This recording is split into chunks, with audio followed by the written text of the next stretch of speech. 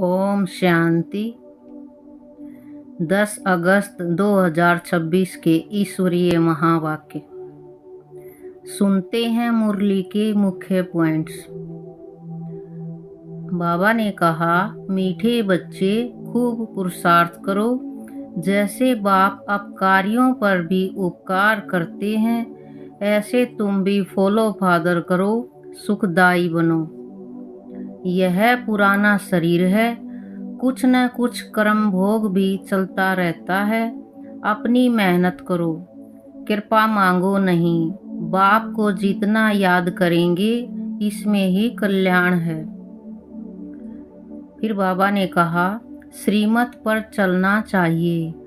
कहाँ अपनी मत दिखाई तो तकदीर को लकीर लग जाएगी। कभी किसी की गलानी नहीं करो। गाते भी हैं, खुशी जैसी खुराक नहीं। बाप के मिलने की भी कितनी खुशी रहनी चाहिए। योग की स्थिति से ही हृदय शुद्ध बनता है। पहले अनासक्त बनो, तब माया के विघ्नों का सामना कर सकेंगे। विघ्नों के आने पर चिल्लाने व घबराने के बजाय शक्ति रूप धारण कर लो तो विघ्न विनाशक बन जाएंगे। लास्ट में बाबा ने कहा, परमात्मा तो बाप, टीचर, गुरु रूप में आए हमें वर्षा देते हैं, तो पहले उस बाप का हो जाना है, फिर टीचर से पढ़ना है और गुरु रूप से शिक्षा लेकर पवित्र बन मुक्ति लेनी है। अब सुनते हैं महावाक्यों को विस्तार से। मुरली का सार। मीठे बच्चे, जैसे बाप अपकारियों पर भी उपकार करते हैं, ऐसे तुम भी फॉलो फादर करो, सुखदाई बनो। इस देह को भूलते जाओ। प्रश्न, देही अभिमानी रहने वाले बच्चों की मुख्य निशानियां क्या होंगी? उत्तर, पहला, उनका आपस में बहुत रूहानी प्रेम होगा। दूसरा, वे कभी एक दो की खामियों का वर्णन नहीं करेंगे। तीसरा, वे बहुत सुखदाई होंगे। चौथा, उनकी खुशी कभी गायब नहीं होगी, सदा अपार खुशी में रहेंगे। पांचवा, कभी मतभेद में नहीं आएंगे। छठा, हम आत्मा भाई भाई हैं, इस स्मृति से गुणग्राही होंगे। उन्हें सबके गुण ही दिखाई देंगे। वे खुद भी गुणगान होंगे और दूसरों को भी गुणवान बनाएंगे। सातवां, उन्हें एक बाप के सिवाय और कोई याद नहीं आएगा। ओम शांति। ऊंच ते ऊंच बेहद के बाप के सम्मुख तुम सब बच्चे बैठे हो। तुम कितने भाग्यशाली हो जो ऐसा बाप मिला है। तुम ज्ञान सागर बाप के पास आए हो, ज्ञान रत्नों से झोली भरने, कमाई करने। बाप तुम मीठे मीठे बच्चों को कितना ऊंच ले जाते हैं। बाप तो सिर्फ तुम बच्चों को ही देखते हैं, उनको तो किसी को याद नहीं करना है। इनकी आत्मा को तो बाप को याद करना है। बाप कहते हैं, हम दोनों तुम बच्चों को ही देखते हैं। मुझ आत्मा को तो साक्षी हो नहीं देखना है, परंतु बाप के संग में मैं भी ऐसे देखता हूँ। बाप के साथ रहता तो हूँ ना, उनका बच्चा हूँ तो साथ में देखता हूँ। मैं विश्व का मालिक बन घूमता हूँ, जैसे कि मैं ही यह करता हूँ। मैं दृष्टि देता हूँ। देह सहित सब कुछ भूलना होता है। बाकी बाप और बच्चा जैसे एक हो जाते हैं, तो बाप समझाते हैं, मीठे बच्चे खूब पुरुषार्थ करो। जैसे बाप अपकारियों पर भी उपकार करते हैं, ऐसे तुम भी फॉलो फादर करो, सुखदाई बनो। आपस में कभी लड़ो झगड़ो नहीं। अपने को आत्मा समझ इस देह को भूलते जाओ। सिवाय एक बाप के और कोई याद न आए। यह भी जैसे जीते जी मौत की अवस्था है। इस दुनिया से जैसे मर गए, कहते भी हैं आप मुए मर गई दुनिया। यहाँ तुमको जीते जी मरना है।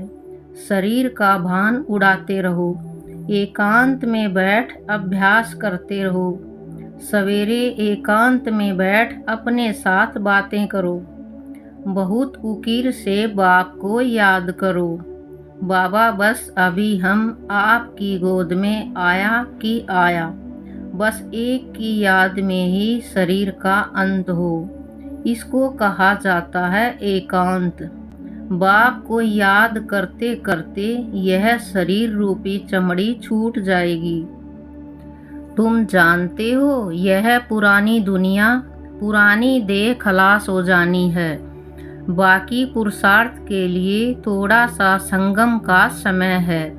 बच्चे पूछते हैं बाबा यह पढ़ाई कब तक चलेगी। बाबा कहते जब तक दैवी राजधानी स्थापन हो जाए तब तक सुनाते रहेंगे। फिर ट्रांसफर होंगे नई दुनिया में। यह पुराना शरीर है, कुछ न कुछ कर्म भोग भी चलता रहता है। इसमें बाबा मदद करे यह उम्मीद नहीं रखनी चाहिए। देवाला निकला, बीमार हुआ, बाप कहेंगे यह तुम्हारा हिसाब किताब है। हाँ, फिर भी योग से आयु बढ़ेगी। अपनी मेहनत करो, कृपा मांगो नहीं। बाप को जितना याद करेंगे इसमें ही कल्याण है। जितना हो सके योग बल से काम लो। भक्ति मार्ग में गाते हैं मुझे पलकों में छिपा लो। प्रिय चीज को नूरे रतन प्राण प्यारा कहते हैं। यह बाप तो बहुत प्रिय है परंतु है गुप्त। उनके लिए लव ऐसा होना चाहिए जो बात मत पूछो। बच्चों को तो बाप अपनी पलकों में छिपाते ही हैं। पलकें कोई यह आंखें नहीं, यह तो बुद्धि की बात है। मोस्ट बिलवेड निराकार बाप हमें पढ़ा रहे हैं। वह ज्ञान का सागर, सुख का सागर, प्यार का सागर है। ऐसे मोस्ट बिलवेड बाप के साथ कितना प्यार होना चाहिए। बच्चों की कितनी निष्काम सेवा करते हैं। तुम बच्चों को हीरे जैसा बनाते हैं। कितना मीठा बाबा है। कितना निरहंकारी बन तुम बच्चों की सेवा करते हैं। तो तुम बच्चों को भी इतने प्यार से सेवा करनी चाहिए। श्रीमत पर चलना चाहिए। कहाँ अपनी मत दिखाई तो तकदीर को लकीर लग जाएगी। तुम बच्चों का आपस में बहुत बहुत रूहानी प्रेम होना चाहिए, परंतु देह अभिमान में आने के कारण वह प्यार एक दो में नहीं रहता है। एक दो ही खामियां ही निकालते रहते हैं। फलाना ऐसा है, वह यह करता है। तुम जब देही अभिमानी थे तो किसकी खामियां नहीं निकालते थे। आपस में बहुत प्यार था। अब फिर वही अवस्था धारण करनी है। पहले तुम कितने मीठे थे, फिर ऐसा मीठा सदा सुखदाई बनो। देह अभिमान में आने से दुखदाई बने तो तुम्हारी रूहानी खुशी गायब हो गई। लाइफ भी छोटी हो गई। अब फिर बाप आया है तुम्हें सतो प्रधान बनाकर सदा सुखदाई बनाने। तुम जितना बाप को याद करते रहेंगे उतना खामियां निकलती जाएंगी, मतभेद निकलता जाएगा। यह पक्का याद रहे हम भाई भाई हैं। आत्मा भाई भाई को देखने से सदैव गुण ही दिखाई पड़ेंगे। सबको गुणवान बनाने की कोशिश करो।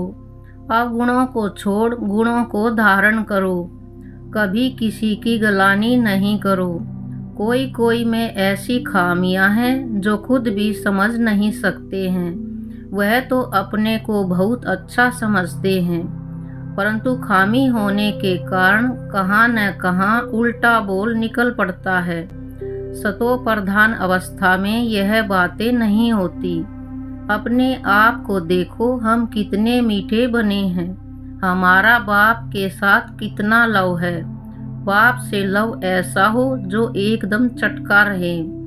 बाबा, आप हमको कितना ऊंच समझदार बनाते हो, स्वर्ग का मालिक बनाते हो। ऐसे अंदर में बाप की महिमा कर गदगद होना चाहिए, रूहानी खुशी में रहना चाहिए। गाते भी हैं खुशी जैसी खुराक नहीं। बाप के मिलने की भी कितनी खुशी रहनी चाहिए। संगम पर ही तुम बच्चों को 21 जन्मों के लिए सदा खुशी में रहने की खुराक मिल जाती है। फिर कोई को किसी बात की चिंता नहीं रहती है। अभी कितनी चिंताएं हैं, इसलिए उसका असर शरीर पर भी आता है। तुमको तो कोई बात की चिंता नहीं। यह खुशी की खुराक तुम एक दो को खिलाते रहो। एक दो की यह जबरदस्त खातिरी करनी है। ऐसी खातिरी मनुष्य ही कर नहीं सकते। तुम बाप की श्रीमत पर यह खातिरी करते हो। खुश खैराफत भी यह है किसको बाप का परिचय देना। यह ज्ञान और योग की फर्स्ट क्लास वंडरफुल खुराक है। यह खुराक एक ही रूहानी सर्जन द्वारा मिलती है। मन मना भव, मध्याजी भव, बस 2 वर्षंज की यह खुराक है। मोस्ट बिलवेड बाप से विश्व की बादशाही मिलती है। यह कोई कम बात थोड़े ही है। यह 2 वचन ही नामी ग्रामी हैं। इन 2 वचनों से तुम एवर हेल्दी एवर वेल्दी बन जाते हो। तो तुम बच्चों को इन बातों का सिमरण कर हर्षित रहना चाहिए। Godly student life is the best. यह गायन भी अभी का है। जितना हो सके एक दो को यह रूहानी खुराक पहुंचाओ। एक दो की उन्नति करो, टाइम वेस्ट न करो। बड़े धीरज से, गंभीरता से, समझ से बाप को याद करो। अपनी जीवन हीरे जैसी बनाओ। मीठे बच्चे, बाप की जो श्रीमत मिलती है उसमें गफलत नहीं करनी चाहिए। बाप का संदेश सभी को पहुंचाना है। बाप का मैसेज सभी को मिलता तो है ना। मैसेज बहुत सहज है। सिर्फ बोलो, अपने को आत्मा समझ, बाप को याद करो और कर्मेंद्रियों से मनसा वाचा कर्मणा कोई भी बुरा कर्म नहीं करो। एक दिन तुम्हारे इस साइलेंस बल का आवाज निकलेगा। दिन प्रतिदिन तुम्हारी उन्नति होती जाएगी। तुम्हारा नाम बाला होता जाएगा। सब समझेंगे यही अच्छी संस्था है, अच्छा काम कर रहे हैं। रास्ता भी बहुत सहज बताते हैं। यह ब्राह्मणों का जाड़ बहुत बढ़ता जाएगा। प्रजा बनती रहेगी। सेंटर्स बहुत वृद्धि को पाएंगे। तुम्हारी प्रदर्शनी भी गांव-गांव में होगी। तुम बच्चों को बड़ी भारी सर्विस करनी है। तुम्हारे नए नए सेंटर्स खुलते जाएंगे जिसमें अनेक मनुष्य आकर अपनी जीवन हीरे जैसी बनाते रहेंगे।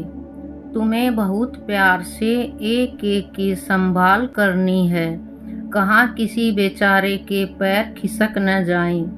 जितने जास्ती सेंटर्स होंगे उतना जास्ती आकर जियादान पाएंगे।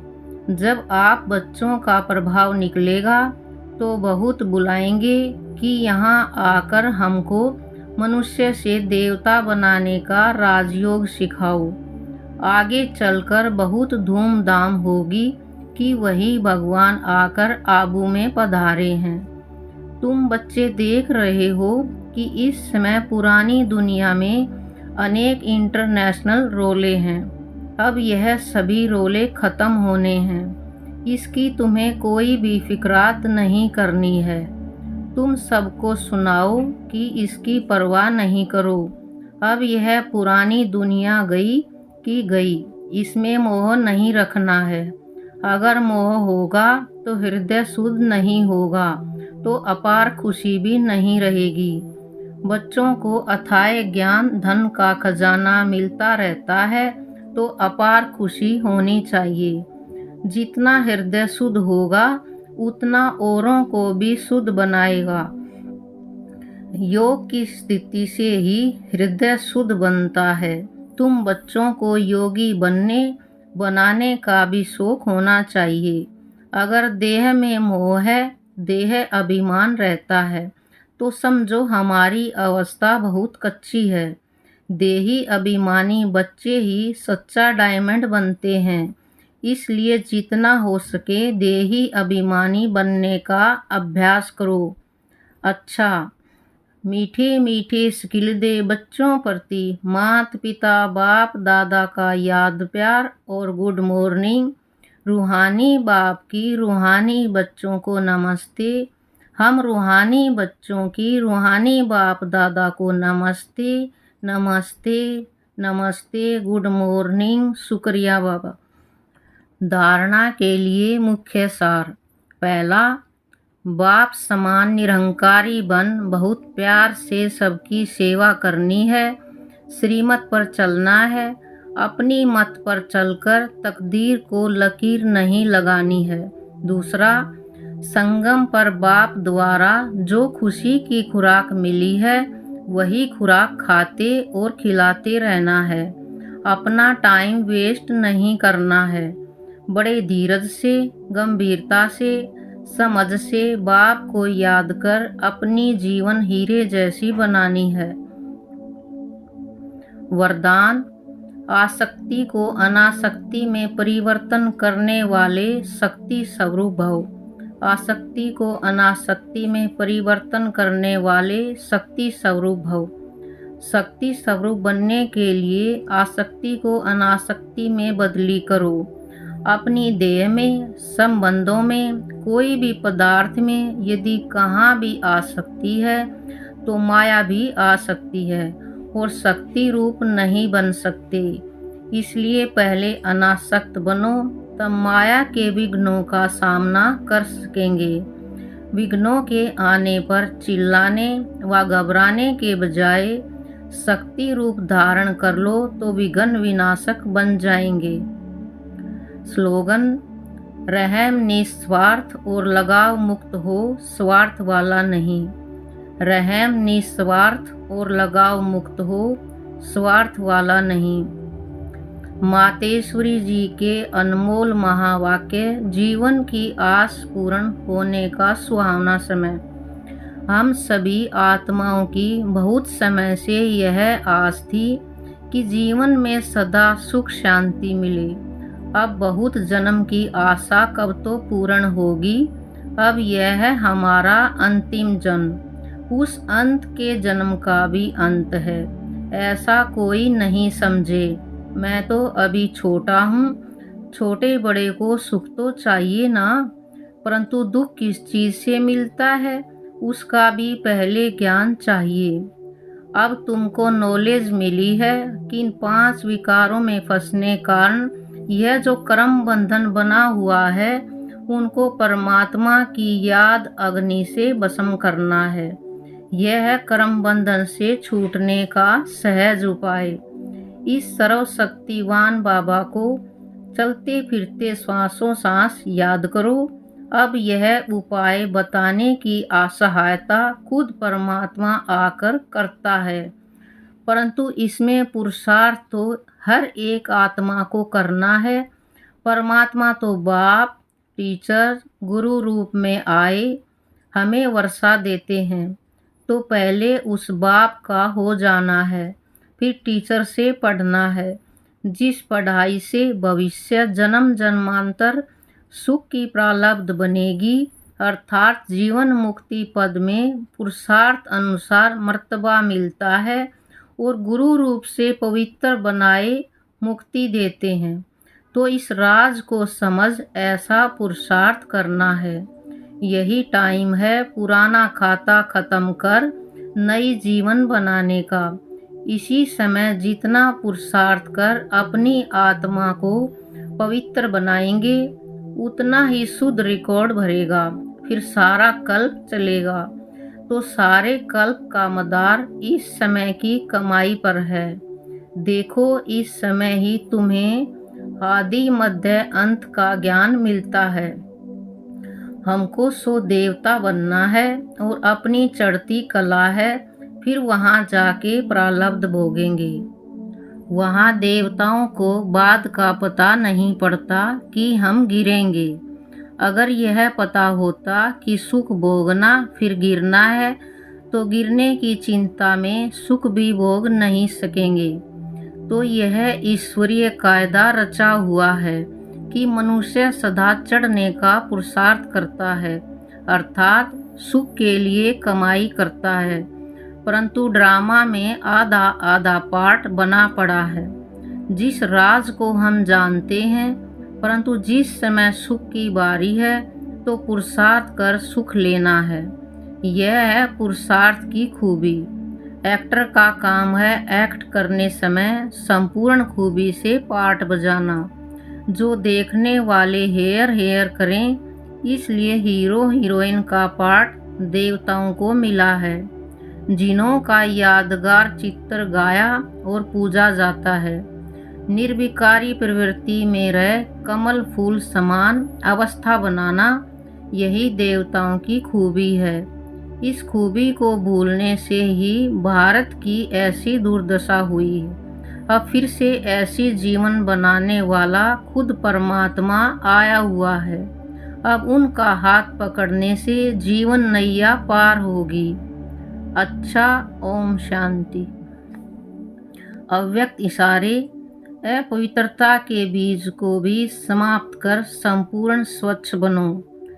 मैं संगम युगी ब्राह्मण हूँ। यह व्यर्थ संकल्प, अपवित्रता के संस्कार, शूद्र के संस्कार व स्वरूप हैं। ऐसा अनुभव हो है कि यह अपवित्रता और विस्मृति के संस्कार, जो मेरे अर्थात ब्राह्मणपन के नहीं लेकिन शूद्रपन के हैं, उनको मेरा समझते हो तो माया के वश होकर परेशान होते हो। अच्छा, ओम शांति।